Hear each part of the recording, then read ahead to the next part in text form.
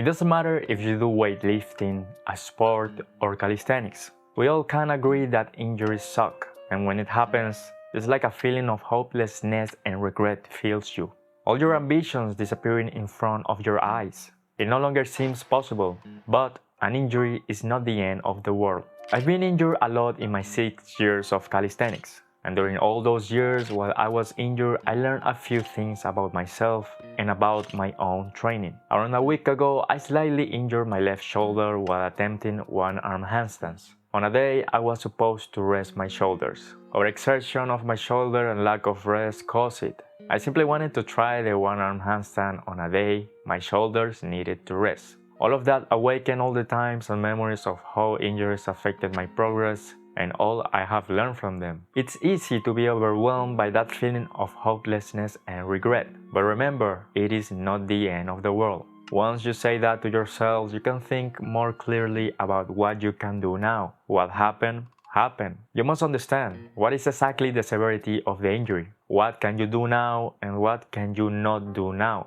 If you don't assess yourself with this type of questions, you will simply do this. You will completely give up, stop training, or even stop moving just because you are injured. You are, like me, going to get depressed and helpless. 3 years ago, at the last year of high school, I was in the best shape I have ever been. Pull-ups felt easy and I was working on the one-arm pull-up. But simply hanging from the bar too long, decompressing my spine, became the worst injury I have ever experienced. One day, I was simply doing an active rest day, hanging out in a calisthenic park. I decided to hang for around a minute from a bar, decompressing my spine.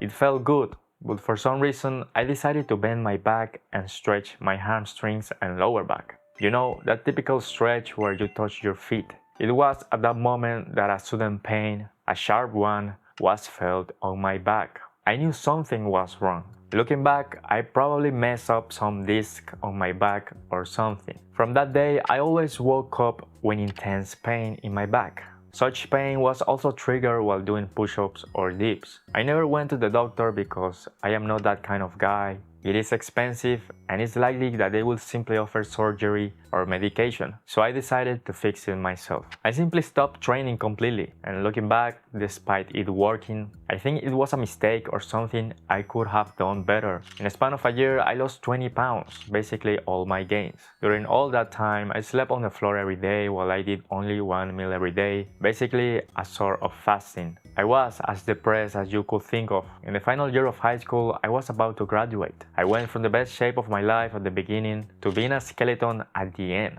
Coupled with my injury and the fact that I now need to step on the uncertainty of the future, all I did was sit, because I gave up on any kind of movement just because I couldn't do and reach the goals I desire. And that was a huge mistake. Back then, I only knew one training principle: train hard. And yes, that is absolutely necessary to do if you want to get anywhere. But that doesn't apply if you are injured, or at least with the type of injury I had. Instead of giving up everything, I could have done things that didn't trigger my pain, like pull-ups. I could have become even better in pull-ups because decompressing my spine felt good. Or focus more on other exercises, or even just train but more lightly with less reps and sets, but keep training. Instead, I lost everything I worked for. I didn't even walk much. I embraced sedentarism, and it only made everything worse. Especially because school made me sit all day, and that just triggered my pain and made it worse. The pain and feeling of hopelessness made me believe that I couldn't do anything, that I needed to completely stop everything. But I didn't need to allow these emotions to take control. I should have thought about it more clearly. It wasn't the end of the world. And if you're going through something similar, you should think about it more clearly. Back then, I knew I couldn't train for the handstand push-up or dips or push-ups, but I could have done pull-ups or even trained everything lighter, doing incline push-ups instead, or even knee push-ups, doing less volume, less sets and reps, or spend all the time I wasn't training walking. Doing these things would have made my comeback far more easier and less time-consuming. Not only being sedentary is a complete mistake while being injured, but I am proof that despite having an injury, you can still make progress. You see, I have a wrist injury. Being at the bottom position of a pull-up with a supinated grip gives me pain. basically a chin-up. I have around 8 months with this injury. The pain is felt between the wrist joint and the ulna. It is triggered when I do either an ulnar or radial deviation.